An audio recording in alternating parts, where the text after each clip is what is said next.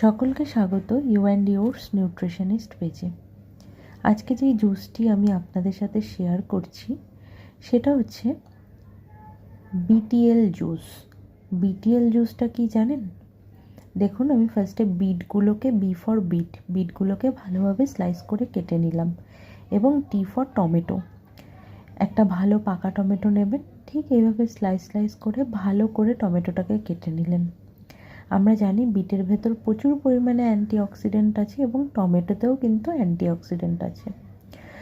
আপনার বাড়িতে যদি মিক্সার গ্রাইন্ডার থাকে তাহলে মিক্সিতে সমস্ত সবজিগুলো দিয়ে অল্প পরিমাণে জল দেবেন।